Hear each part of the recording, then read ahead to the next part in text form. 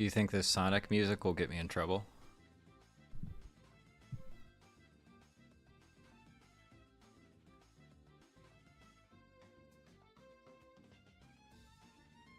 Hi, Kurt Never Died. Message retracted. How's it going? Welcome to the stream. Just getting things set up here. Well, to be honest, this playlist said Nintendo music, Nintendo summer music mix, right? And that's nice because Nintendo doesn't usually flag songs from their games unless it's from like the most popular games ever. So it's usually safe for streaming, but Sonic, I have no idea. I don't know what they do. Anyway. Well, welcome. So if Kurt Never Died, where are they? Where are they now? That's my big question. Are we good? Levels look okay. You folks can let me know if something sounds really terrible. The only difference is I got some different headphones, which are nice, but they do make everything sound different, as you would expect. I think we're okay. Got our stuff. We got the website up here. I am charging the iPad. I would like to do some just nonsense drawing a little bit later on, but not quite yet. We'll start out just chatting, just hanging out, going through some of the news. If there are a handful of sort of interesting things to chat about there.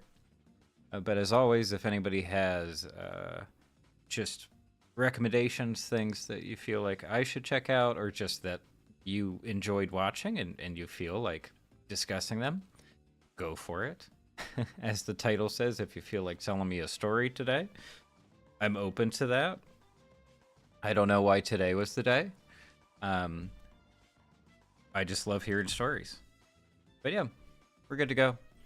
Yeah, I think the audio mix is fine for now anyway. Cool. All right. What do we got? This is not a story per se, but it's a realization I had about myself recently. So, I don't think it's revealing too much to say that I live in an apartment building. I live in an apartment. The apartment is in a building. And there are not a lot of security cameras, but there are a handful of security cameras. That's just, that's just how things are today. I'm not upset about it or anything. But especially, particularly, there's a security camera in the lobby, looking right down towards the front doors. But also right by the front door is the mailboxes, right? So if I know, and I always know, when I have a package coming, right? This is what I do with most of my free time while I'm I'm procrastinating. I'll just check 5 times a day the tracking info on whatever package I've ordered, right? Anyway, so I know as soon as I'm looking out onto the street, I see the delivery truck. I know when the package has arrived in the lobby. I know exactly when to head out and grab my stuff. Thing is, when you live in a building and other people are getting stuff all the time too, I have to check. I have to go through each one and say like, oh, is this mine? Is this the right one? Let's review. So what I've noticed that I do, and this isn't something I do consciously, but whenever I'm checking for my package in the lobby by the mailboxes, I do this like I know the security camera's right there. I know I'm being recorded. I know I'm in full view.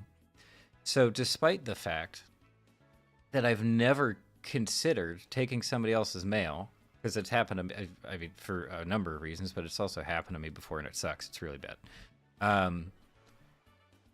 I'm not thinking about that at all. But at the same time, like, I feel the need to make it very obvious to the security camera that I'm looking exactly for my stuff. I'm not being shady about it, right? I'm checking carefully to see which stuff is mine and leaving everything else there. So, and because there's no audio on security cameras usually, it turns into this like very, it turns into like act outs, So like I'll go up to a package, my back to the camera, and I'll look at the label real close like this. I'm like, huh, is that my oh, not put it back down. Then I find mine. It's like, oh yes, this is mine. Okay, here we go. And I don't need to. I don't need to be doing that. But I like the idea, maybe that's even more shady, but I like the idea that if someone is reviewing the security footage, which they're probably not, unless something goes down, they're like, oh, look, he's clearly just grabbing his stuff. Only realized recently that I'm doing this pretty much every single time. Hey, Malcolm, how's it going? Recently finished my last class for college. Graduate in the spring. It was Buddhism. The class was not your major, right? Very exciting. Congratulations. Malcolm also says I really enjoyed it. The professor was very responsive. That's awesome. That's really cool. I probably would have taken a class like that if the opportunity really arose. I only had felt like high school too. It was like the last year and a half of both high school and college where I actually had room in the schedule and I could do electives and stuff. So that's when I started taking things that I didn't need to take for my major, you know. I took American Sign Language for a couple semesters, which was fantastic. I should have followed that up, absolutely. I still could, I guess. But yeah, just interesting stuff that is not directly related to the major. I don't know if this class was related to your major or not, but either way, congratulations. So exciting that you're that close to graduation. That's just great. Now you can join the rest of us in the working world, I guess. And it's great to have a responsive professor too. That's just awesome. This is something I did. No, I guess I did it throughout college, but I actually liked doing office hours with the professors, especially like writing professors, because most of them were like published authors. I just thought it was cool. So I would just be like, oh, I just wanted to chat. Like, I just thought it would be fun to kind of hang out. Maybe that was annoying to them. But it's great. It's great when you have a professor who's down to actually, you know, talk about stuff. And it's just, yeah, just friendly and nice and helpful. I think that's great. Tude says, I do the exact same thing with packages. Really? Really? Okay, I mean, I'm glad to hear it, I guess. I don't know where that comes from. Because I don't necessarily feel the same way at like grocery stores, or you know, you have the self-checkout, and at least a lot of the ones I go to now, it's really common where they just have a monitor right there, you know, and it's like, look, here you are, we are recording you right now, don't you dare do anything shady.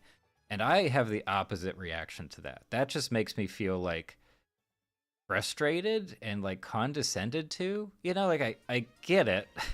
I get it. But at the same time, like I haven't stolen anything from a grocery store for years. You don't have to worry. You don't have to worry about me. You know, like it's okay. And so it just feels insulting. It shouldn't. It really shouldn't. But so in that case, I'm not trying to act like I'm not being shady. I just kind of like frown. I just kind of scowl at the camera a couple times and try to ignore it as I go through my stuff. What? The iPad's trying to export something. I don't remember doing that. All right.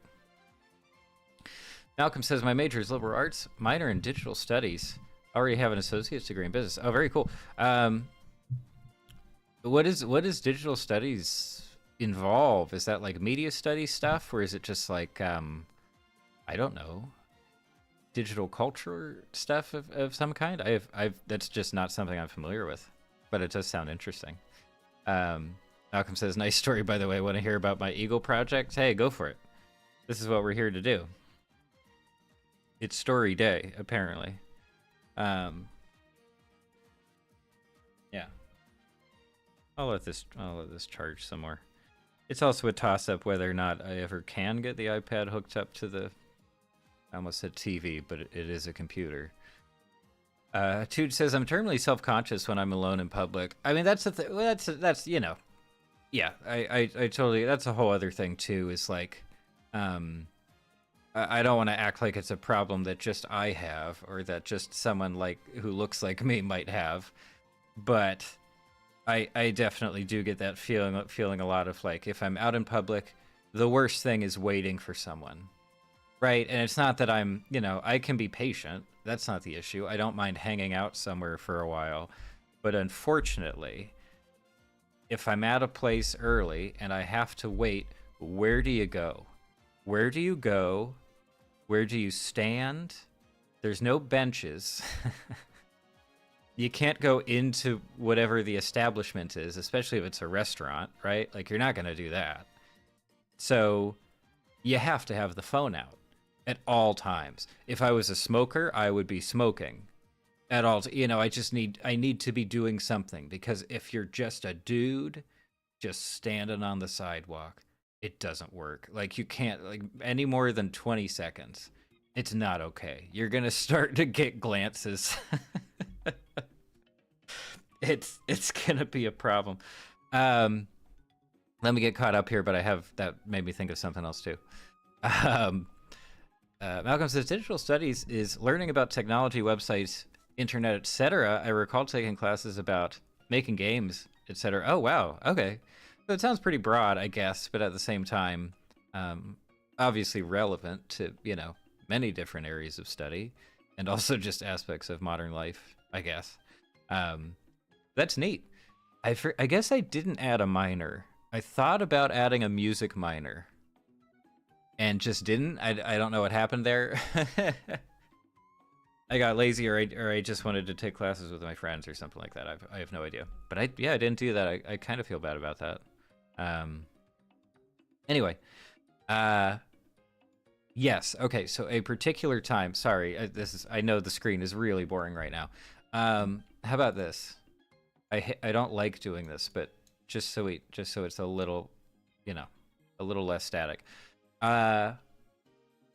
Also, I have Donkey Konga, the bongos in the background, and I'm so excited. I've just been working since I got those earlier today. I can't wait. And the whole series. I am itching to play those games. Just haven't had time yet, so ignore that for now. Okay. Going to a thing, meeting two different people. But I'm like, oh, hey, as long as somebody shows up, that's totally fine. Then it's acceptable for you to be in public. Doesn't matter, the gender of the other person or however they look. If you're talking to someone, if you're engaging with someone, it's automatically okay for you to be hanging out in public, right?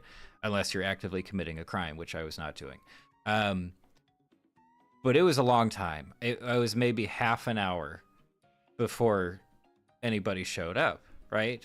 So for some reason, from my time of getting off the bus to, getting to the venue and waiting for the other people to show up, people kept smiling at me. They kept smiling, and not like in a mean way. It didn't seem like they were like, hey, he looks stupid or he has something on his face or anything like that. But they were just smiling, and it seemed friendly, and no one was starting conversations, but these nice little wordless interactions, which I am not used to at all. It just doesn't, especially with my haircut like this as it is now, it doesn't happen, right? So eventually, one of my friends shows up, and I tried to explain, and I said, what is it? Like, what is it about me? Did I miss something? Is there something in my teeth? Like, what did I do wrong? Like, why are people said this has never happened to me before in my life? And they basically just said, oh, it's because, like, well, I had long hair at the time, still almost down to the shoulders. It's in videos, whatever. And it was wet. I had taken a shower before I left. So it was kind of wet. So it's kind of like, I don't know, what used to be cool guy hair, sort of, wet, stringy Aragorn. Not, it didn't look as great as all that, but anyway, I think of Aragorn. In those movies, his hair always looked wet. Apparently that was it. I trust them. I trust their opinion on that. Don't know if it's true, but that would make sense. And that was true in general, by the way. When I did have longer hair, that was the only time when strangers would start talking to me. Just anything. Not about the hair, just like, oh, hey, do you know when such and such happens, or is this the right place for this, or directions, things like that, or just chatting. Not something I was used to at all. So I guess it plays a pretty big role. It's the hair, at least for me. I don't know. There you have it. Wow, sorry, rambling now, but hey, it's story day. But yeah, Malcolm, I hope you're typing up all the stuff about the Eagle Project. I'm looking forward to hearing about that. Cool. But in the meantime, I'll briefly, scan through some. There's not too much news stuff here to talk about. I'm not too worried about it. We can't even read this article. This is for Members Plus. I'm right, so we'll just get paywalled. Yeah. No? Oh. Am I being charged for? I'm not even signed in. Oh. We almost got it. Here. I'm gonna try a trick.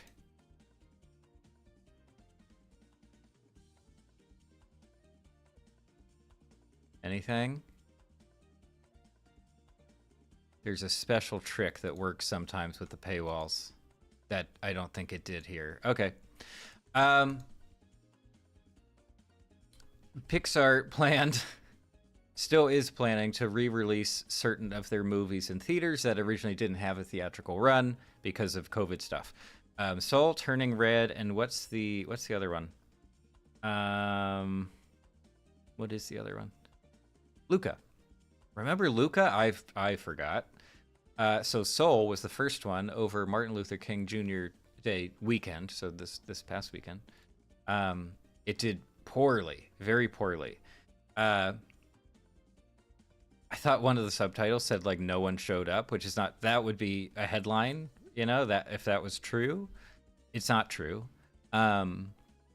Just very few people ended up. They made just over $400,000 for all locations over 3 days, and I really appreciate the comparison here that X number of theaters for Trolls Band Together made this much money. So funny and not funny at the same time. Doesn't bode well for the re-releases of Turning Red and Luca, although as the article notes, Disney Pixar they've done very little marketing for these re-releases. Also, I would just assume that most people and most families especially would just be really confused. Like, hey, I can watch this already at home. Are they really going to be motivated enough to step out and spend the money for all the it's not cheap, especially if you have any kind of sizable family. It is a very expensive trip to go to the movie theater. So I don't know. I'm not against the idea at all. As the article points out, the re-release of Nightmare Before Christmas this past autumn did incredibly well relative to a re-release anyway. And that's just not how it came out here. Anyway, Malcolm says, I was actually going to wait until you started drawing, but sure. Also, if you haven't, check out the animation news site Katsuka sometime. Sure. I mean, maybe even right now if we have, if I can manage it.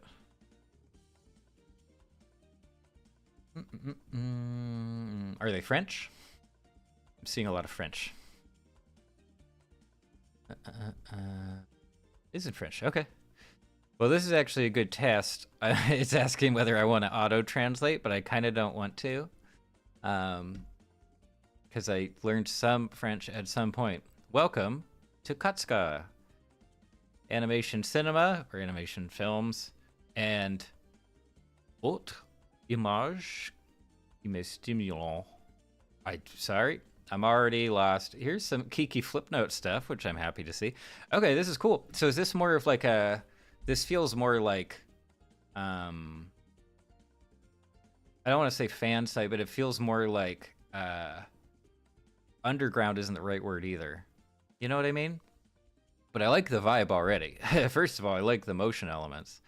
And yeah, it feels less stuffy than Cartoon Brew, so thank you for mentioning. But maybe I'll save this for another day, brush up on my French, or do the auto-translation later on. This is great.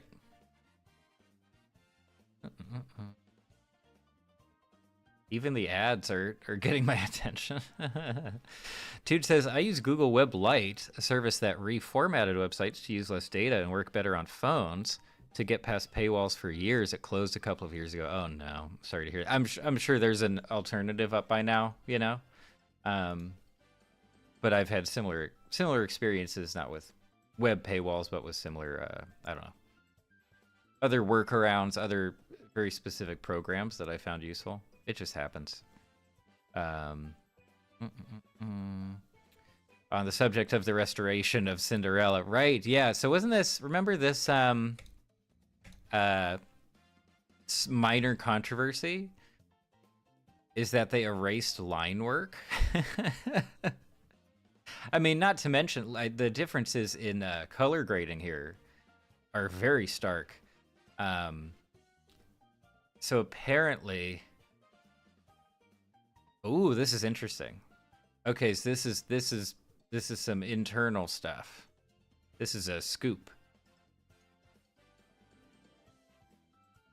Okay, anyway. Very cool. This is great. I like this already. Okay, Malcolm says it's a French site, but they have an English summary at the bottom of each article. Nice. Yeah, it's more European and or indie animation. Yeah, I don't know. I was thinking of like Hyperallergic is like an art site that compared to something like, I don't know, ArtNet, I guess is one of the bigger ones. Or even like, I don't know, the New Yorker or Bomb or something like that. Hyperallergic feels less formal, you know, and it's not fan run essentially, but it's more, I don't know, more my speed, I guess I would say. It was recommended to me by someone a long time ago. This reminds me of that. That's all. Also, just color alone. My gosh, you know, all we have here is the images. Here, I'm overwhelmed, but not in like a trashy web store kind of way where it's all just miserable clickbait ads on the sides. It's pretty cool. Satoshi Kon. What is? It's an homage. Cool. Okay. Well, let's see. Well, real quick, I wanted to. This is sad. Apparently, I don't know if it's rumor. Is it rumor? No, it's a report. Okay. TechCrunch. They would be cutting a significant number of jobs this year. Could be as high as 20%. That's crazy.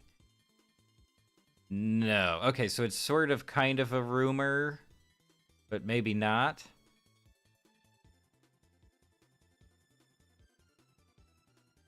But they're guessing, Cartoon Brew is guessing they won't be, it won't be as high as 20%. I mean, still, my goodness. Ugh. By the way, Inside Out, coming June 14th. Oh my gosh. And just real quick, why not? The animated feature race narrows as Spider-Verse tops Critics' Choice Awards. Do you think it'll win, folks? I don't. Also, why is Scott Pilgrim? What are you talking about? Scott Pilgrim. That's not a feature. What are you doing? Just winners. Oh, it's just a winners list. Okay. Okay. Well, yeah. No, it is a bit of an. Well, for me, it's a bit of an upset against Boy and the Heron, but at the same time, so much more accessible, right? And Scott Pilgrim won Best Animated Series. Okay. Never mind. I take back my comment about the header image. And other stuff I don't care too much about. You know what I watched yesterday for the first time that has an awful score? The Fugitive. You know that one? I won't even say his name, but I kind of hate everything that score composer has turned out, maybe ever. And especially his work in the 80s and early 90s, it's really not for me. But I still haven't seen Oppenheimer. So, I mean, I continue to hear good things about it. And right now in Hollywood, now that it's FYC season, all the massive ads, print ads and billboards are going up. It's like, hey, remember how great this movie was? It should probably win all of the awards we want it to win. Yeah, right now there's a massive one for Oppenheimer with a pull quote that's like one of the best films of the 21st of the century. They don't even say 21st. Still skeptical of that on a personal level, but yeah. All right.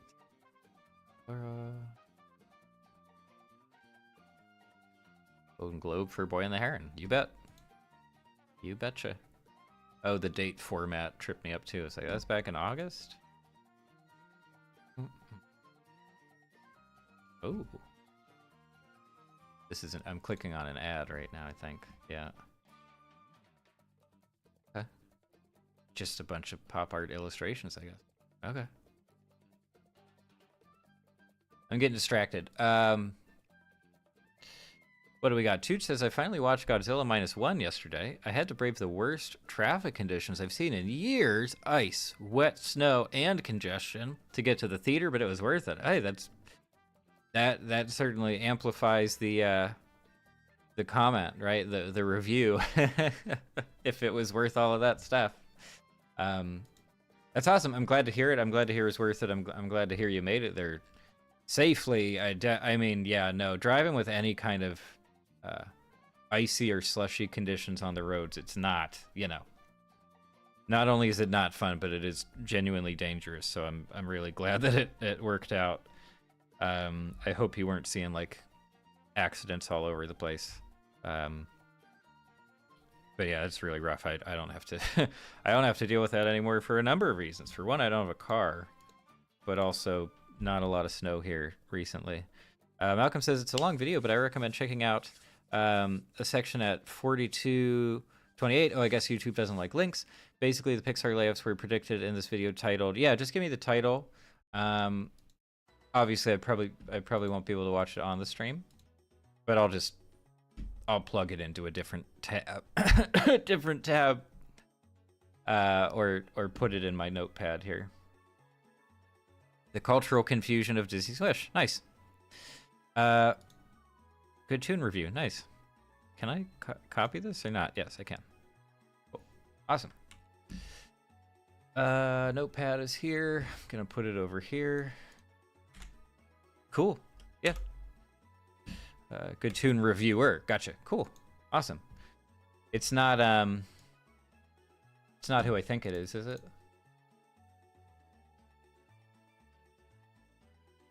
No, it's not. Okay, cool. There's one particular tune reviewer I'm not crazy about, but that's not worth, it's not really something I would talk about on a stream. Okay, but yeah, let me see. I'll also try to get the iPad set up here shortly. Toot says, I saw Oppenheimer in the theater only because my city finally got a 70mm IMAX projector. Ooh, let's talk about a 70mm. Seeing it in film, IMAX was worth it. But if not for that, I would have waited for the streaming release. Fair. Yeah, I even during pandemic, right? Tenet was early pandemic, I believe. And even then they were trying to promote that on, it's a Nolan movie. You got to see it on the big screen. And no, I do think that argument is totally legitimate. Much of the time, or part of the time, it was true for Dune. And despite the fact that Oppenheimer is, ultimately a historical drama, I have no doubt that it would be really great in a theater anyway. But yeah, no, 70mm screenings in particular are just so much fun. It's one of those things where you don't want to be the vinyl guy. I was the vinyl guy in a conceptual sense for many years, right? Of like holding on to a certain format or a certain thing with snobby connotations for a long time, and just trying to say, no, this is the way you got to do it. And you sort of, I would maybe condescend to people who weren't into it or didn't get it for some reason. However, I think that a lot of film showings are genuinely more interesting and do feel significantly different compared to a digital screening. It depends. It depends on where you're sitting. It depends on the kind of movie. It depends on a lot of stuff. But of course, like Tarantino's theater, I guess he owns a couple now, but there's one that's really his spot. Everything they show is on film, new, old, whatever, obscure. Nothing but 35 millimeter film prints. They can't even do 70 millimeter because it requires such a large screen. But no, yeah, I this was years ago now. But when MoviePass still existed, for one, I saw Lawrence of Arabia on 70 millimeter at the Egyptian Theater in Hollywood. It was so good. I was basically front row. It's just it needs a massive screen. The sound was lovely, and the movie's so long, it just felt great. It almost felt like VR of just being immersed in it, you know? That was great. I also was extremely lucky to see Roma 70 millimeter at the same theater, actually. I saw it at home first, and then I later watched it as a digital screening in a movie theater in North Hollywood, I think. And then I saw, Netflix was doing a special, I guess, FYC thing. It was, 70 millimeter showing. Excellent. Oh my gosh. That was just beautiful. Because with digital screenings, even really good ones, if you are close enough, you can start to see the pixels break down a little bit. And if you're up close at a film screening, you will still see noise, right? You'll see the movement. But it's an organic object. You know, there's a consistency there. It doesn't necessarily start to break down as much, I think, as some of the digital options do. Sorry, that was a lot of... It's a whole thing, but yeah, no, it's great. Seeing playtime in 70 millimeter would be like a dream for reasons I won't even get into now, but it would just be great. It would be so much fun. Toot says nothing beats seeing Cillian Murphy's 40-foot tall face from below. So that sounds like you were pretty close, huh? Sounds like you were close to the screen. Malcolm says, yeah, okay, so my Eagle project was being done during my last year of high school. Each Eagle Scout project someone does has to be for some BSA-approved establishment, school, church, etc. Okay, I'm very vaguely familiar, but I didn't get nearly as far as a kid. I did, like, Cub Scout stuff. I was in cross country. Originally, it was going to be cleaning the trail we worked out on, but it ended up having to be much bigger. The first part was getting students and their parents come to help clean up the trail, separate trash and recyclables. We promised pizza afterwards. I hope you followed up on the promise. Very cool so far. That sounds great. Second part was putting down gravel in muddy areas so no one would slip. Oh, nice. Okay. Also sounds like it would be kind of difficult to do.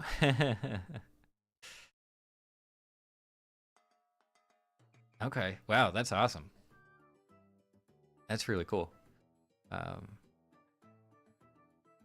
And I'm sure so appreciated too, right? Like stuff like that has an immediate impact, you know? Like there's immediate value for the community. I don't know, it can sometimes sound corny maybe, but it works. It's actually just genuinely great for the people nearby. Third and fourth part, oh my goodness, was making a map of the trail. Then we built a kiosk to introduce people to the trail. It was by a tree. Oh my gosh. Okay. How did the map stuff work? Were you using like, did you get like satellite stuff from Google and then like translate that? Oh my gosh. But yeah, also just like outreach stuff like you're saying. That's so cool. So how long did it take in all? Like what was from beginning to end? Not planning, but like actually working on the thing. How long did it take? And it's still standing there. I was so busy, I ended up having to get my driver's license later in life. Oh my gosh. We use Google Maps, yes. Okay. Wow, that's wild. Yeah, that sounds like a massive, massive project. But congratulations, that's just great. And I assume it was accepted, right? I assume you made it to Eagle? That's so cool. Oh, sorry. Toot says, I actually had a good seat So they renovated the theater recently, and the new seats are horribly cramped in all directions. Oh no. But I like the Oppenheimer IMAX memes. Okay, fair enough. Okay, doke. Do I have everything? Yeah, let's try to get this hooked up.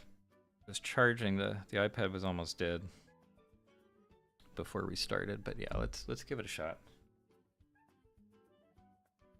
Have the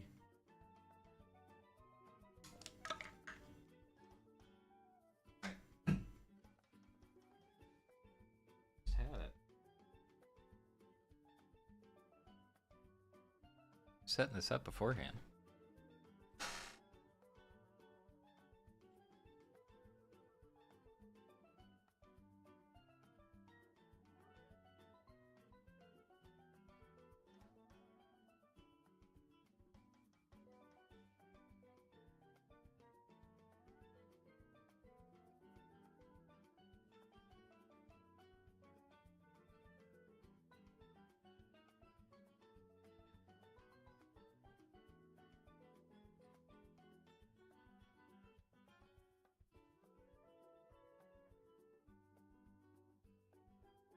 Right. Fingers crossed. Thanks. Yeah, I was accepted and I made it to oh, that's so cool. Yeah, no, I'm really happy for you. That's just awesome. That's so great. I don't think I knew anybody like personally who ever made it to Eagle. I was like aware of people in the, in the neighborhood or in the community because it was a very big deal, of course. But I never knew anyone just among friends and stuff who actually followed through with it. That's just so cool. That's great. Okay, let's see what we can do here. Are we good? Yeah, device default is fine. Here, let me get rid of display capture for just a moment. And if I remember correctly, Kiki Flipnote himself is a French dude, right? I think. I'm guessing that was, there's a connection there for the site.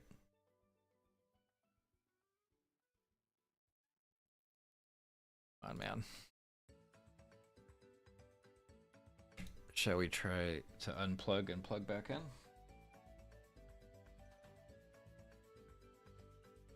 Ugh, every connection is so wobbly. So wobbly. It doesn't instill my confidence. Okay, so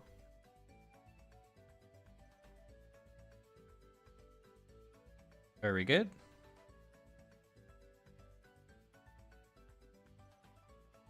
The iPad is like, yes, I know. I know that I am hooked up to a computer.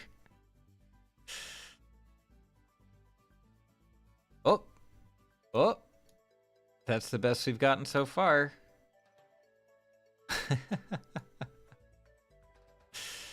Just enjoy this sort of retro. Also, I might have known this at one point. Does anybody know the purpose of the color bars for TV broadcast stuff? I feel like that's something I knew at some point, and now I just don't. Come on now. Come on. Oh, custom resolution. Then will you be happy? No. Not happy about that at all. Okay.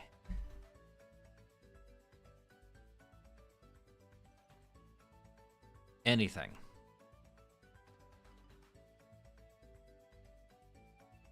Anything at all. Wow, how frustrating. That's just awful.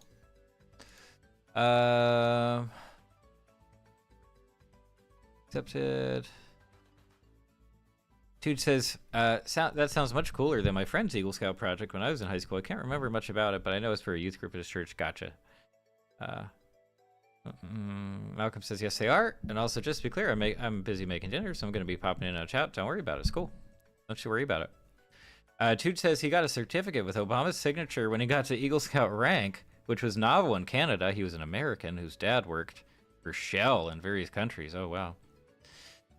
Aren't the color bars for verifying that the display signal is synchronized? Like horizontal hold or something like that? From like the analog days? I guess I figured it could also potentially be like a I was thinking it would potentially, and I'm sure we can just Google it too, but like I just assumed it was something like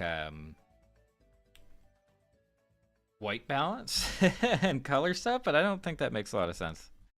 I don't think that's what it would actually be. Oh, come on, man. If you could just work.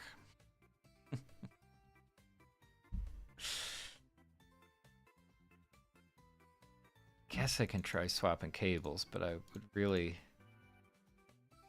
appreciate if it would just stick. Hey! I don't know. I have no idea why. As far as I know, there's no reason for that. Let me rearrange here a little bit. I don't want to be prominent at all in the frame. And of course it's iPad, so you have this awkward border. If I try to switch the resolution, it hates it. Let's do like this. How about that? And then how about this? This is a professional setup now. Here. Hey, look at that. Okay. You might miss out on some of the great... Oh, no, you can see the color selection stuff, too. It's fine. Nothing in particular. Don't worry. We're not, It's not really an art stream. This is just for kicks. Cool. Anyway. So, yeah, Toots, you're probably right. You're probably right about the color bar thing. I don't have the first idea. And I was also, speaking of, like, school stuff and high school and all that business... I was also never a media kid, which I think we're all realizing was a giant mistake in hindsight, right?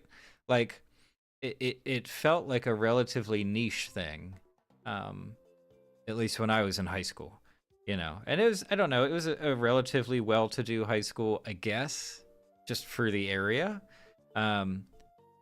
But there was also this idea that, oh, it's so expensive. All this video equipment is so incredibly expensive. And it was, because it was like broadcast equipment, right? The concept of using,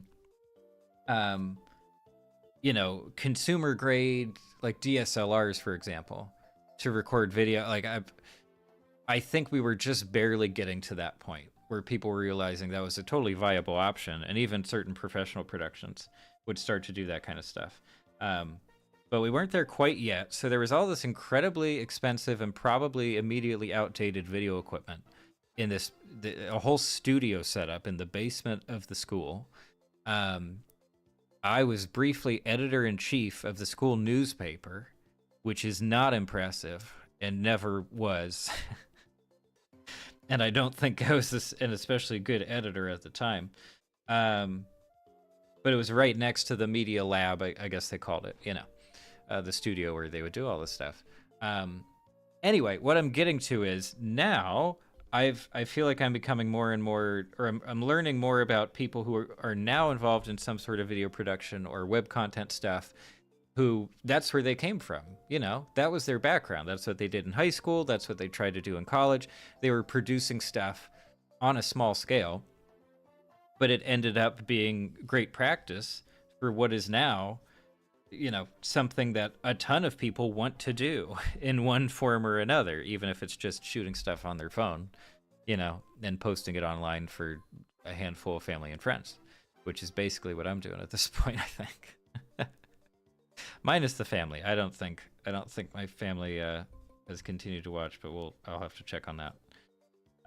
Anyway, just funny to me. But yeah, now in hindsight, like it would have been kind of neat, I guess. It would have been kind of interesting. The opportunity is long gone. I have to figure things out on my own. Okay. Let's see. Dude says, oh good, we got the data. We got the info. Dude says, according to Wikipedia, the purpose of the color bars was to determine how a display signal was distorted in transmission, like between the recording studio and local TV stations. Okay. Okay. Gotcha. Well, first of all, thank you. But yeah, now I'm picturing like whenever you see, you know, movies or TV, you see footage of the switch, you know, the rooms. What, I don't know, the switching rooms where the stuff is being directed from, particularly live broadcasts, right? And I do remember seeing like, okay, side by side, here's one monitor and then here's one monitor here marked like, okay, broadcast versus just camera feed, I guess. I think so. So that makes sense to me now, I guess, based on what I've seen before, is having that direct comparison, right? Okay, gotcha. Well, yeah. Well, thanks for checking. That does make slightly more sense to me now. Still doesn't seem like, I don't know. Still doesn't seem like something relevant necessarily to OBS and contemporary streaming software, but I'm not gonna argue with them about that. Let's see. Toot says technicians on the receiving end would make adjustments to compensate for the transmission errors. Okay, it tested all the basic color combinations and helped set the minimum and maximum brightness, among other things. Okay, yeah, and I'm guessing there would be some level of that like vertical and horizontal hold thing too, because that also just came down to display stuff, right? On older analog like CRT TVs and things like that. More of an issue, I think. Not such a big deal with digital displays now. Yeah, let's start messing around with this. Get some kind of background here that's not bright white. And then just a bunch of frames would be cool. Okay. As for what this actually is, I don't, you know. We're not there yet, I think. Okay. And then we're gonna knock this out too. Oops. Okay.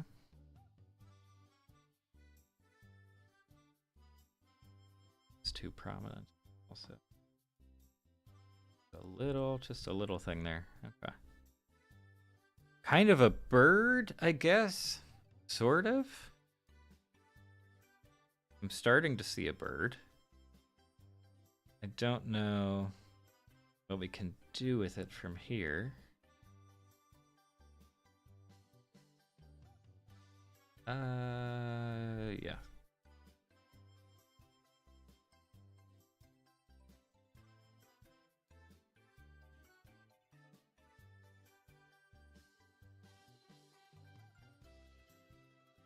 All right.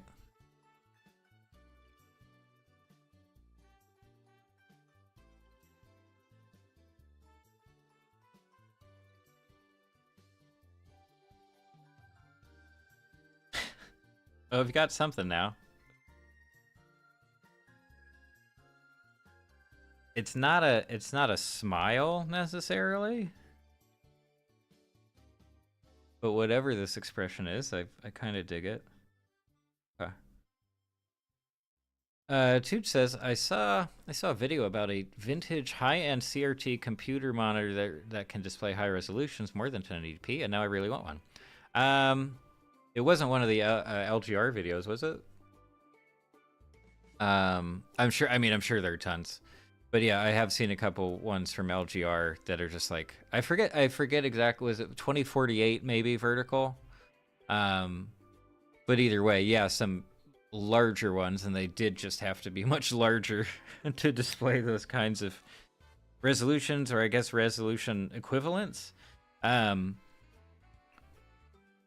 but yeah, I have to assume they're really relatively hard to get at this point, right? And just crazy expensive.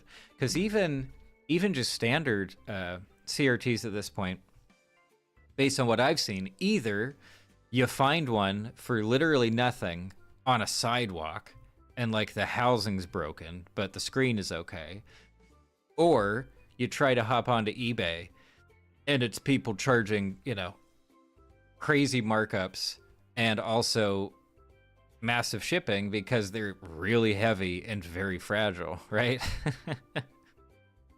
um, so I don't know. I think it would be fun. I would love to have a CRT still, especially because I talked about it last week. I just got a GameCube. I wanted to have a GameCube for nostalgia reasons, of course.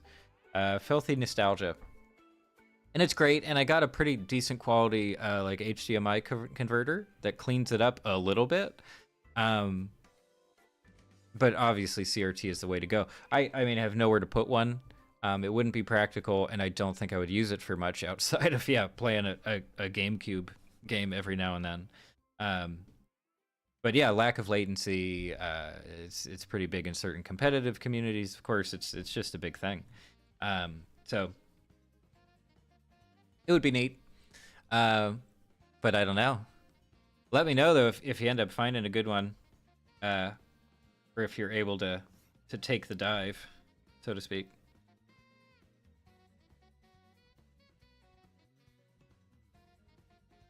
Oops. Rotate the canvas. Rotate the canvas, Mike. That looks bad. I was going for just a basic fish. The body looks okay, but that tail is nothing. That's just awful. What else can we do here?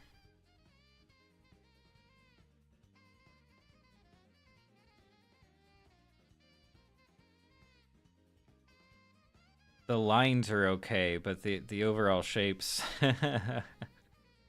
are not quite doing it for me.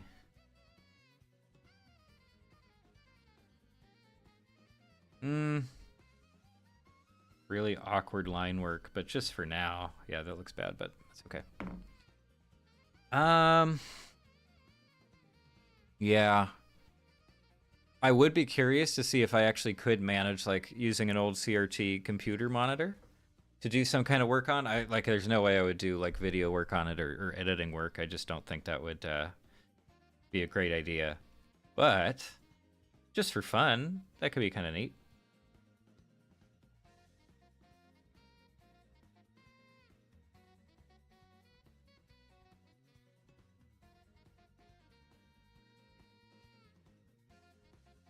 Okay, I don't know.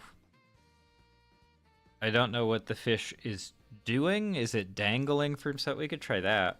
Let's try it on another layer, though.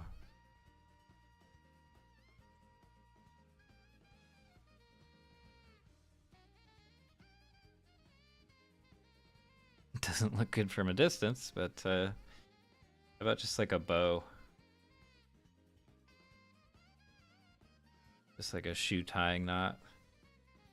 How crazy is it that Ween did the shoe tying song for SpongeBob?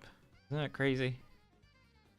They had a few weird musical guests.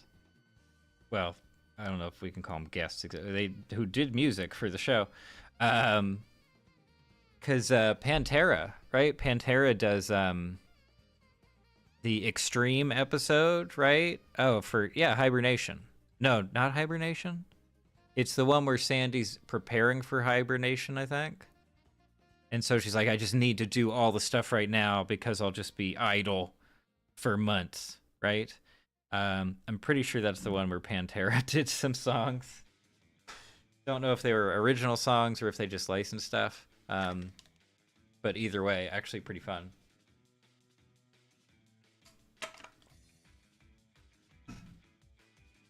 Okay, so this here, that's like the separation of the wing, I guess. This is certainly a bird now. We need to get rid of this. This doesn't work. Sorry, wrong layer. Okay. Right.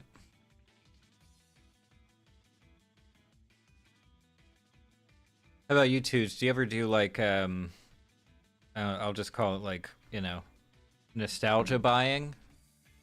It's usually an eBay thing for me, and I've done kind of a lot of it lately. And it's weird because it's not. I would, I never want to recommend to other people that they do shopping or buying of any kind. Like, that's just not something I want to encourage. But at the same time, I do think there's a lot of fun to be had in just reclaiming stuff that was, that is lost from your childhood, whether it was misplaced or given away or sold off or something at some point. I have been doing quite a bit of that. Dude says the video is either on Tech Syndicate or Digital Foundry. Okay, gotcha. Cool. I mean, hey, if you want to chat about Digital Foundry for a while, I'm up for it, just mostly because I don't know anyone else who watches them. Meaning, like, in my personal life, right? I obviously, they have a nice big following, but I have a couple of things. And why not? Why not just say them on a stream that'll have like 25 views in the end. Yeah, so I really like Digital Foundry. I think it's great, and it's sort of funny because I don't actually care very much about their whole focus. Their whole focus is on like cutting edge tech, retro tech sometimes, of course, too. But like the new stuff, the best looking stuff. How does this hold up technically? What are the frame rate fluctuations? What are the frame times on this and that? This scene. How are the shader pre-compilations going? Is everything working as intended? I don't really care too much about that stuff, to be honest. It's sort of interesting, but it's not a hobby of mine. I'm not chasing the best looking games or, monitors, whatever. So there's that. So it's kind of nice to not be invested in what they're talking about all the time, because then it means I don't always have to pay attention. Anyway, but beyond that, I watch they do a weekly podcast thing, right? Video podcast. And in particular, Alex, who's like the PC guy, I think is like he's so well spoken and in such like a polite way. I also don't completely understand his background because he's German. He lives in Germany, but he has a spotless American accent. Like, it's indistinguishable. So I don't know if it was one of his parents was maybe American. I don't know. Anyway, he's great. He always manages to operate very smoothly in recorded environments, which is something that I aspire to do one day. That's a skill I would love to have at some point. Anyway, but here's my big raucous nitpick, I guess, for some of the Digital Foundry stuff, is that a certain one of their team members, one of the reviewers, one of the people regularly making video reviews for games. I'll hold for a sec. I don't worry. I know what I'm gonna say, but I do want to read the comment too. Toot says, I had a nostalgia shopping phase a few years ago. Before that, it was comic book anthologies. I have dozens, but I've only read a handful of them. Oh no. I know that too. Yeah, even if specifically graphic stuff or comic book stuff. I'm not a big comic book guy in terms of trades and all that stuff or the superhero things. Not really my thing. But other kinds of comics, they call them lit comics sometimes, or weirdo stuff, underground stuff can be fun. Either way, the point I'm getting to is I have started collecting some of that stuff just because they can be really nice additions. But in particular, I have a giant anthology from Drawn and Quarterly So I think they still exist, but basically a zine, well, bigger than that, but you know, a zine for types of weird comics or even highbrow comics of some kind. And it was an anniversary thing they did a number of years ago. I always used to see it in the bookstore, but it was like 50, 60 bucks. And at the time, no way. Like, it's just not happening, right? That's food money. That's I'm spending that elsewhere. But I found it used more recently, and I thought this will be great. But it's massive. It's, you know, this thick. it's huge.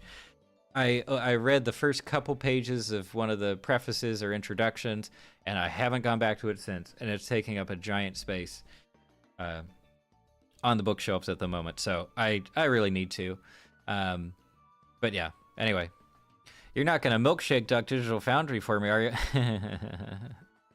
It's ultimately a very small quibble. And it's actually less of an issue with them, I think, than how people use Digital Foundry in online discussions. Also, Digital Foundry being used as like a marketing tool for big brands is a whole other topic that we don't, you know, not even worth getting into right now. But point is, my big quibble is that they put out these videos, and they're always in the title labeled as tech reviews, right? So I'm just saying, Mario Wonder, right? Here's a video. Here's our Super Mario Brothers Wonder tech review. Okay, and guess what? Yeah, you know, plenty of the video is about the performance, is about the visuals and the performance of the game on a strictly technical level. That's a tech review. Totally get it. However, in that video and in plenty of other of their so-called tech reviews, it just becomes like a kind of mediocre review of the game itself, as you would find on any number of other channels. Right? Where they're like, here's what I think about the gameplay. Here's what I think about the game design. Here's what I think about the soundtrack. And like overall thoughts. Here, how fun it was to play. It's a different thing. This is when it ceases to be a tech review. But because internet commenters know Digital Foundry for being a tech-focused channel, which they are much of the time, they start to act like, oh, anything that Digital Foundry will ever release is gospel, because they're just looking at the objective elements of any particular game or product. And it's not. Like, if it was that, if every video was exclusively about the tech, okay, sure. But people will use that. I came up in one of Donkey's videos about commenters and responding to reviews, I think. But yeah, people try to be like, hey, no, I disagree with this person's opinion on the subjective elements of this game. The Digital Foundry review is much better. And meanwhile, the Digital Foundry review has just as much of the subjective elements. It has just as much of someone commenting on whether or not they like something that can't be objectively measured. But because it has the reputation of being just, oh, it's just tech, it's hard data, you know, we're not gonna lie to you. It's been skewed.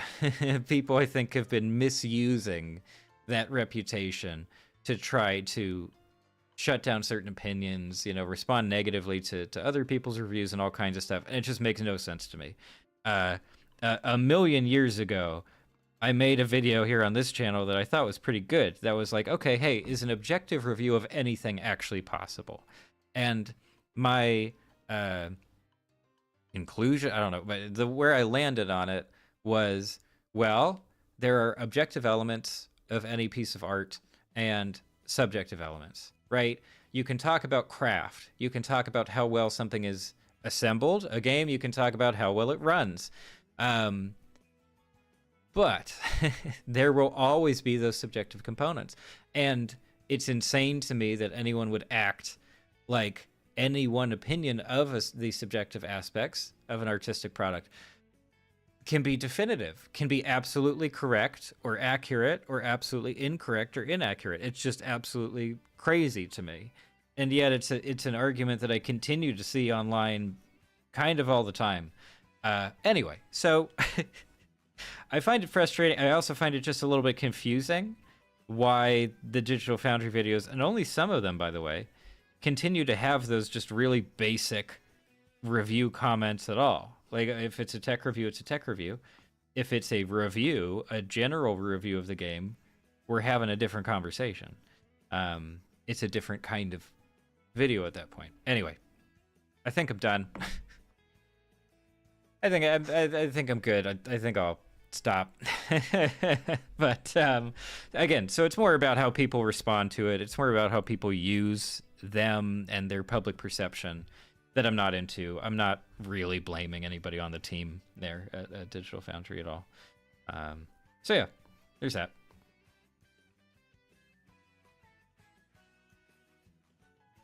Sorry, and I'll catch up on the couple more comments here. I'll blend this. I just want some kind of variation here. Some kind of look.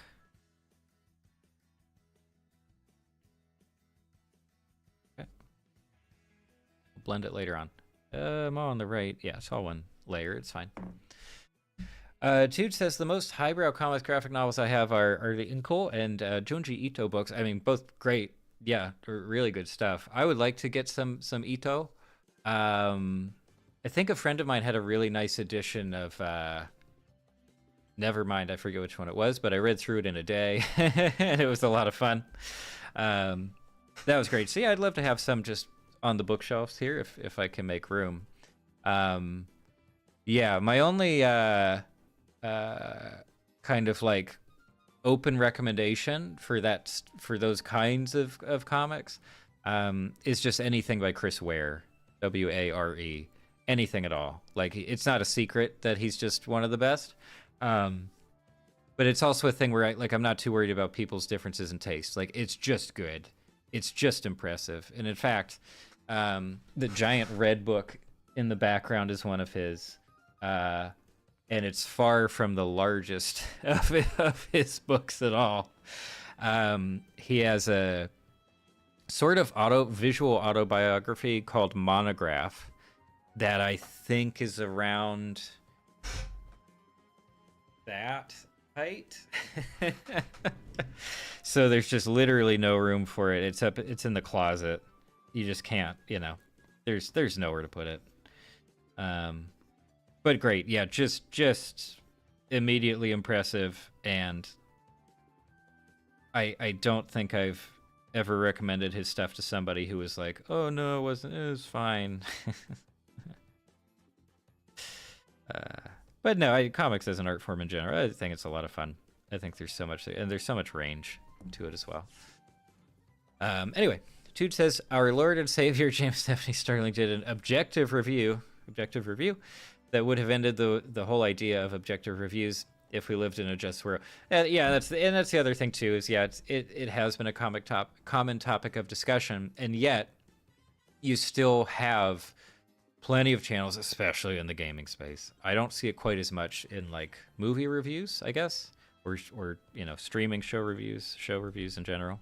But you do still see the angle of like honest review, which is the most upsetting thing to me. I can't stand that concept or just that style of branding, which is what it is ultimately.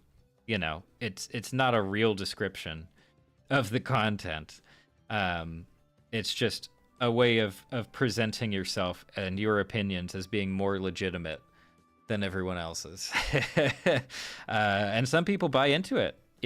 I see those arguments too. I see people going, "Hey, no, this guy over here, you can trust him. He does honest reviews." Oh, it's just funny. It's very funny. Okay. I'm not thrilled with the blending so far, but it at least doesn't look as stodgy as it was before. Yeah, I'll just up the opacity. Maybe I should do an honest review of The Fugitive. It was okay. To be honest, like, thrillers are not my... It's not my thing, you know? It was alright. Way too long. Way too long. But yeah. Things happened. There's some punching. There's the part that they reference in The Simpsons, which was very gratifying to see.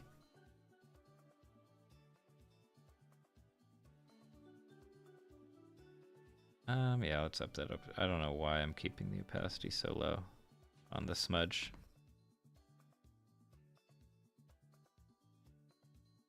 There we go, see? We kind of look like we have some shape and depth going on now. I don't know what to do for the background.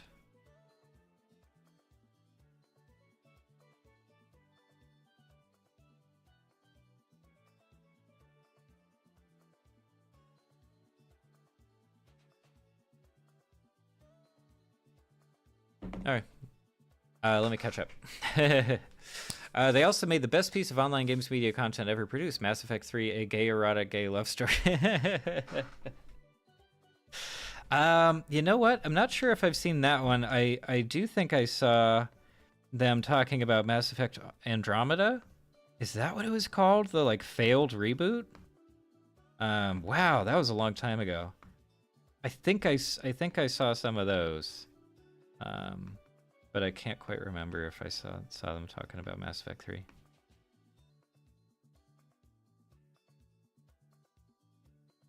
Okay. All right.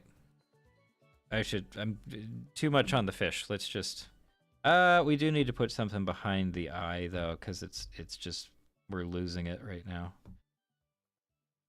Yes, that's what I want. There we go.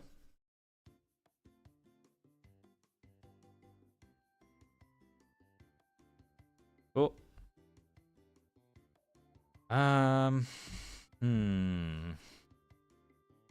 do we do for this dumb bird?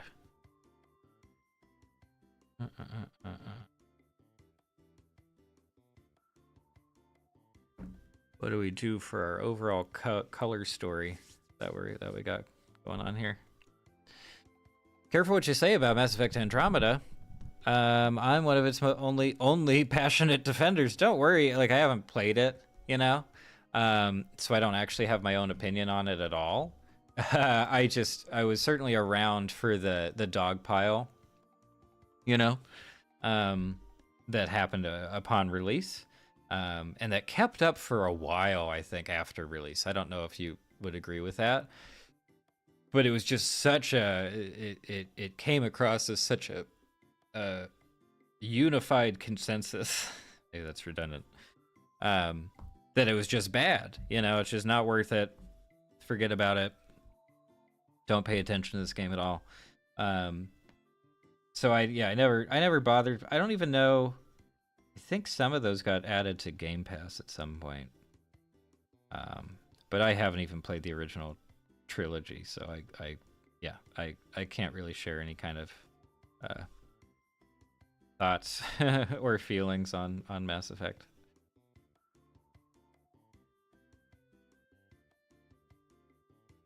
I think I read like an article at some point about some of the staff or former staff of, was it BioWare that did those games? Talking about the incredibly negative reaction to the ending of Mass Effect 3, or multiple endings, I guess. And talking about like just worried about death threats, and like somebody sent them cupcakes or something to the office, and they were just like, don't eat those. Like we're concerned. We are not sure if those are safe. Just wild. Obviously not funny for people to be, you know, worried about their safety like that, especially over a video game. But just crazy, you know, that's how invested people were, right? That's how much they cared about how that story was going to end. Mass Effect 3 Age. The video you mentioned is a Sterling deep cut. It was a satire of the panic around the introduction of a gay character in the game, and it was over a decade ago. Oh my gosh. Yeah, that was. I definitely wasn't paying attention to Mass Effect at that time. I was not looking at that at all. Let's see, 10 years ago. I'm guessing I was just kind of happy to have my Terraria on like I had a netbook, I think, at the time.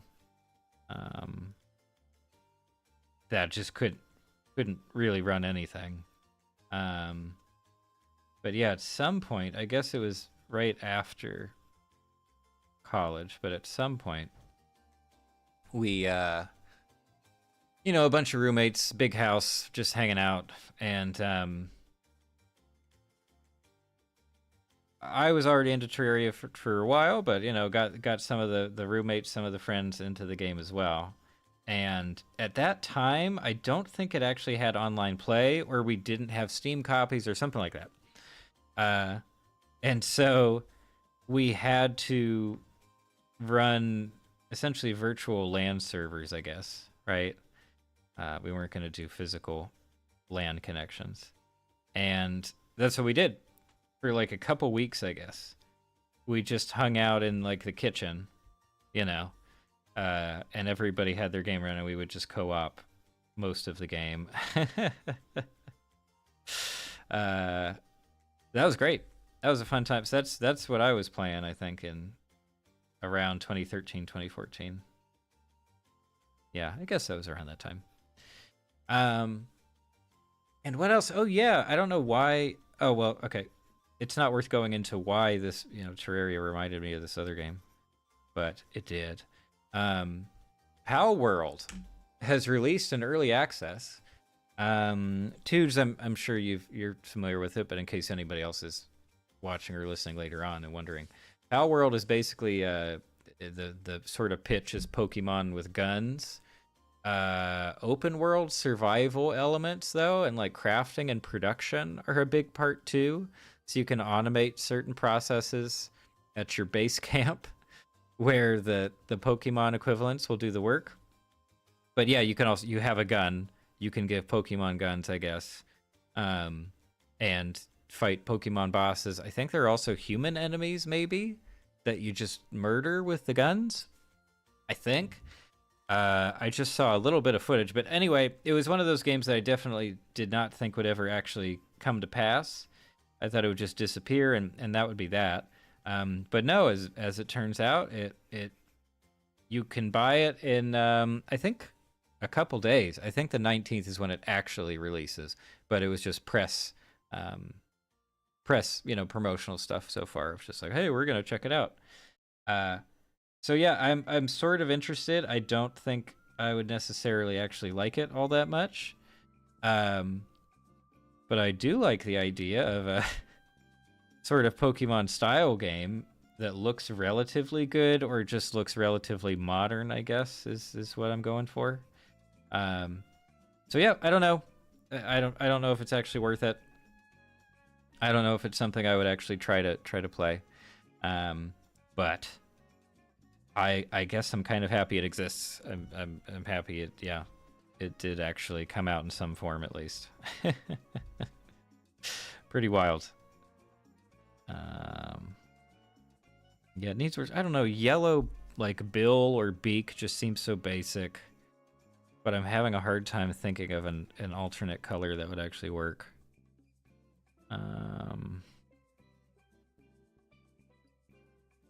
Nope, no. A blue would be nice. We'd have to change up the background a lot here too.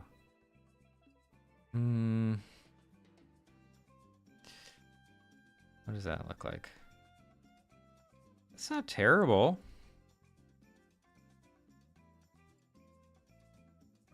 Let's try it. I will change the background though.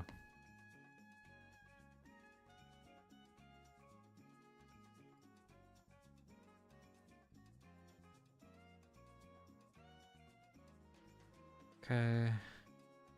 Classic. Okay. That layer there. All right.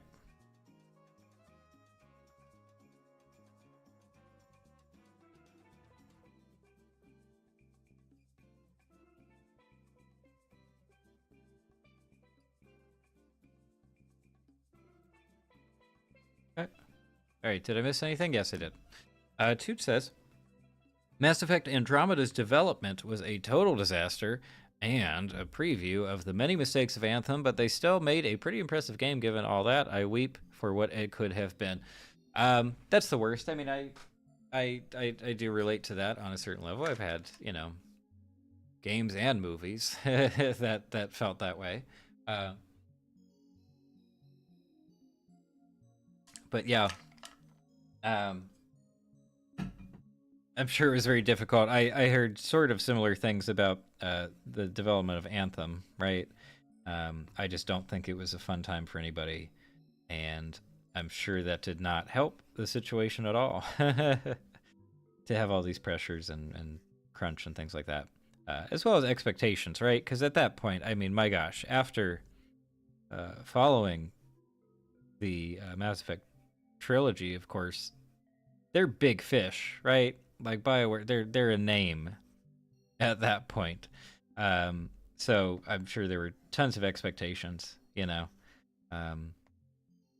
I just think that stuff would be difficult to manage. It's not something in my skill set to try to do something creative while you have people telling you that it has to be OBS. Sorry about that. The stream probably jumped. It's not even an internet thing, I don't think. OBS just sometimes says, "Hey, sorry, we disconnected. Don't worry, we're back." Like what what is it? What is the issue? How do I prevent that from happening?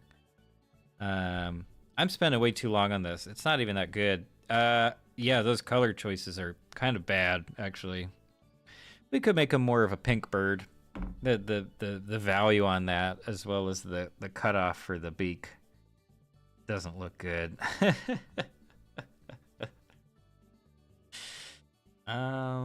Let's see.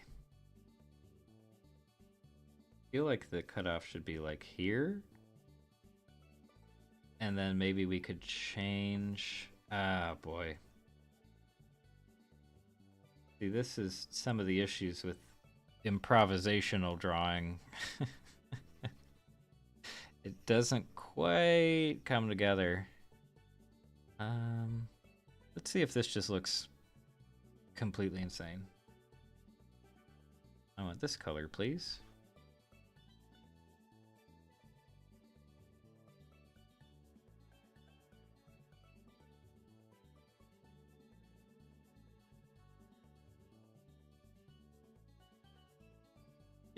Yeah, it looks bad.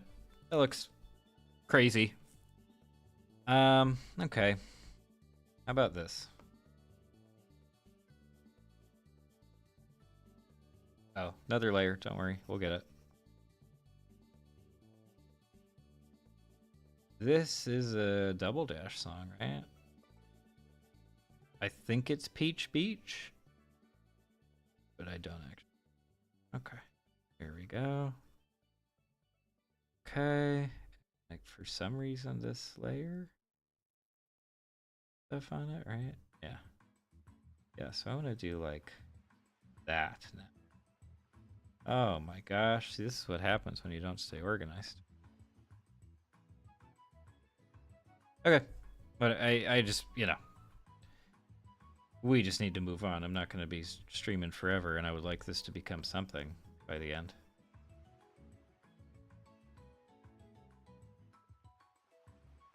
Okay. Okay. It sort of looks like something now. It's something.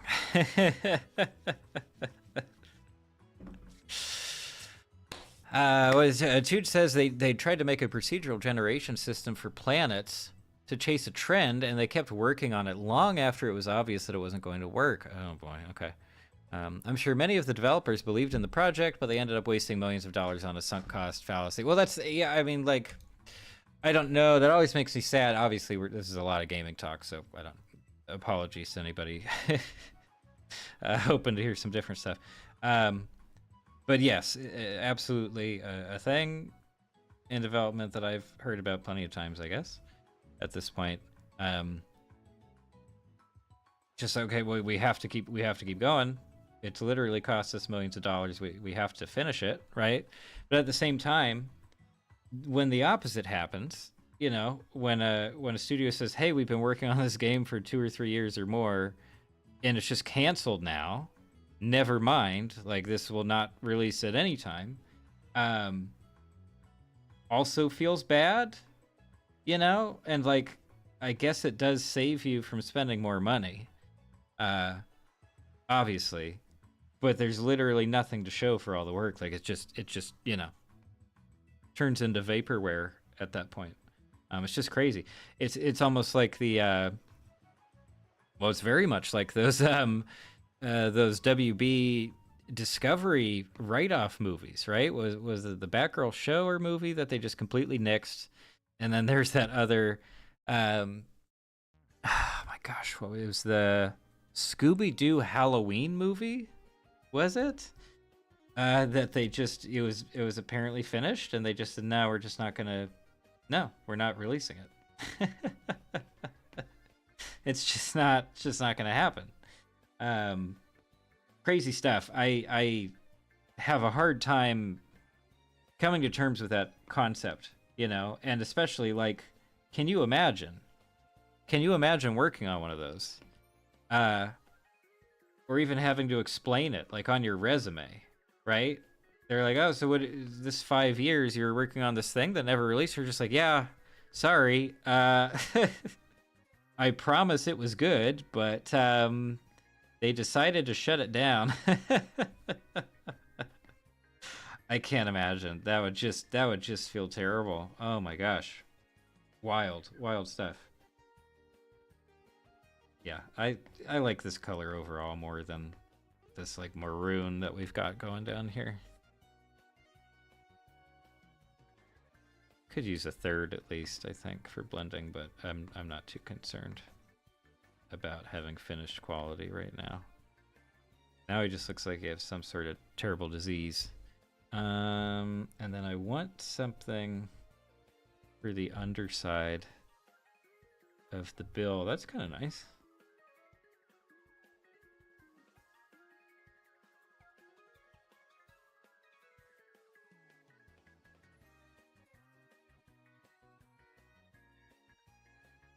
More material to work with. And a little bit for the top half of the bill. What do you call that? Okay. The bulk of the game was completed in the last 18 months. Oh my gosh, including lots of crunch. Each game in the series was earning $200 million at that point, so they could afford a longer delay, but they chose to release it in an unfinished state anyway. Oh my goodness. Yeah, it just sounds like a nightmare. I don't know. I can't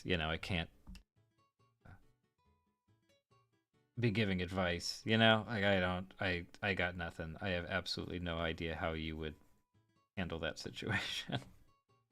Or what even the options are, really, you know? It's just be kind of heartbreaking, I guess. Anyway.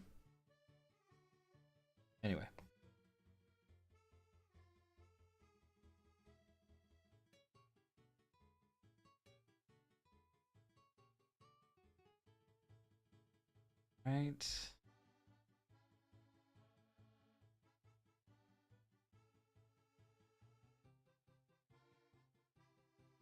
I have not gotten Mario Sunshine yet for the GameCube. I would kind of like to.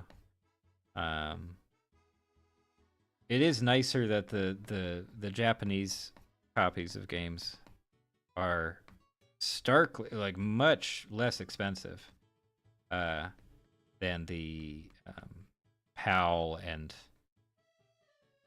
North American counterparts. Uh, just great. It makes it much easier to actually get some physical copies for this stuff. Um, but yeah, it's still like, I don't know, $30 maybe, 20-30 bucks. We'll see, but I'd like to get that one. That's a game that I don't think is actually very good, or that not many people like, but I really enjoy. I did get the Switch thing. I think I made a video about that too. The Mario 3D All Stars debacle. Long time. Oh my gosh, what was that? 2021? Maybe 2020? I don't remember.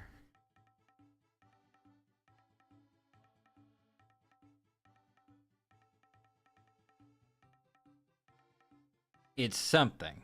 we got something. I don't like it as much as some of the other doodles I've been doing lately. But yeah. All right. Also, is it? Oh my gosh, it's 7:30. Okay. Well, I'm not gonna drop off right away, but yeah, I need to. I will have to stop streaming relatively soon. Yeah, unfortunately, I have some more work to do. I'll have to do some dinner stuff, and then I have some more work to do. I'd like to get some exercise, which is a maybe at this point, and then of course, if I've got time, well, I'll make time. But yeah, I really want to try out Donkey Konga. I can't wait to try out Donkey Konga. Oh my gosh. Oh, it's gonna be so great. Is this the right layer? Yes. Okay.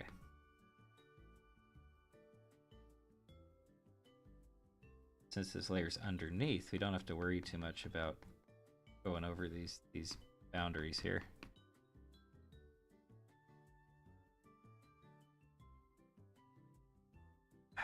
Not. I guess it is a weird blending brush, but I like the effect is all. It's just not. It takes longer, I think, than some of the other brushes I could be using.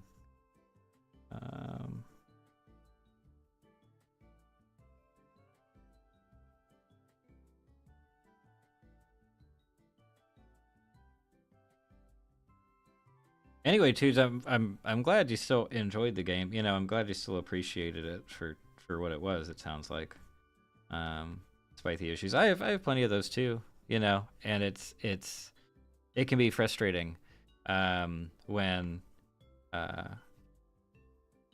it can be frustrating when you're totally in the minority opinion, you know, and people just generally aren't willing to listen to anything else, and they don't hear you, and they don't try it, and all that kind of stuff. It can be a real drag. I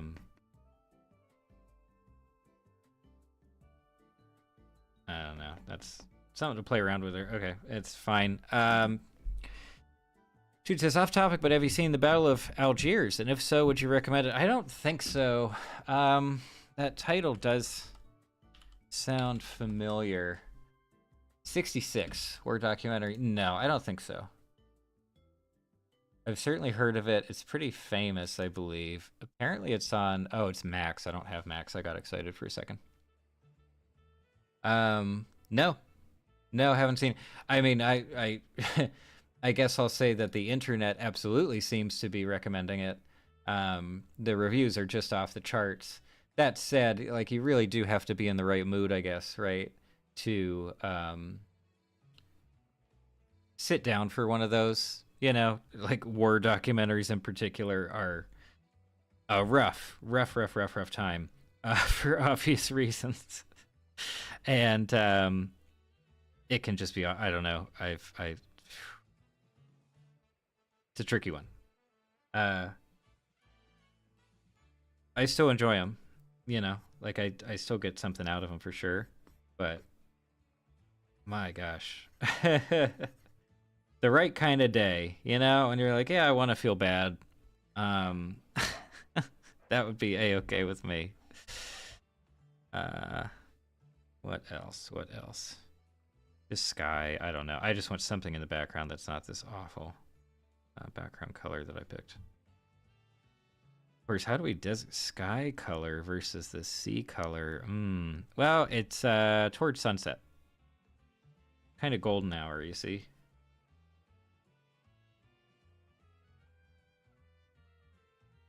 There we go.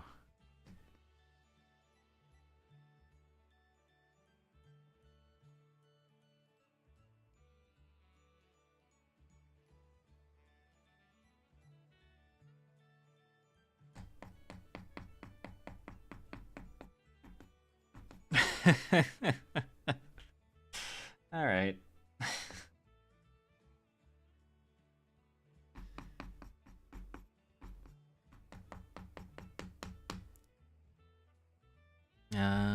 I'm just messing around now. I don't know. That's what I should do in the future for sure. Is just like set a time limit, you know? Just really challenge yourself. I can find that helpful sometimes if you're not thinking about it as much, you know. And again, and I appreciate the comment too, but my art skills are not great, but I do. It's been so helpful. It's been a number of years now that I've just let myself do it without thinking too much. And that's what has helped me improve even just a little bit. So I recommend it to everybody, you know, just messing around with stuff. And especially with programs like this that are just so easy to use and fun. And you don't have to pay for extra materials and stuff like that. Anyway, Toot says, at the time, it didn't seem like the dogpile on Andromeda was going to be significant. But in hindsight, it really corrupted our cultural memory of the game. Yeah, well, it's reified, right? Like it's cultural meaning and significance or lack thereof has been set in stone basically at this point, until someone decides to do some 10-hour video essay saying here's why it's actually great and everybody agrees with it, which seems unlikely. It's not going to budge, and that happens with so much stuff, for better or worse. So absolutely something to be contended with. But yeah, anyway, so we'll see. Yeah, I'll head off here pretty soon. But I did want to say real quick. Oh yeah, well I may as well. I've just been messing around lately. This was kind of fun. I'm trying to get the shapes of like figure drawing stuff in my head without references, and sometimes it kind of works. I was trying to get back to animation just to practice because I'm still not good at it. But yeah, it's great to get the practice in, and this doesn't look especially good, but certain parts of it I think look okay. And even just messing around with frame rates and stuff can give you very different feels and everything like that. So yeah, I was trying to, I would like to get back more into that stuff. It's just a lack of time. Was this on one of the streams? I don't remember. I do like it though. Anyway. Yeah. A little simple. It could use some more work, but it's okay. All right. Well, we'll close on this.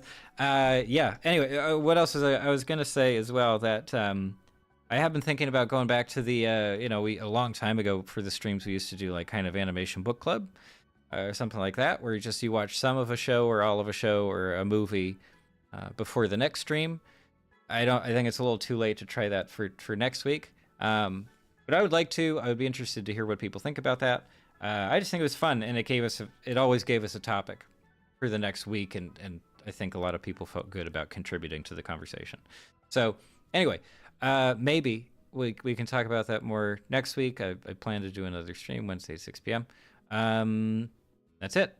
Okay, well, as always, thank you to everybody showing up for the stream live. That's the only reason I'm still doing it. I will eventually have more videos on the channel. I promise. It's a real promise. And thank you to everybody watching the archives later on. You're great. You're great. Thank you for doing that. I really appreciate it. Okay, that's all for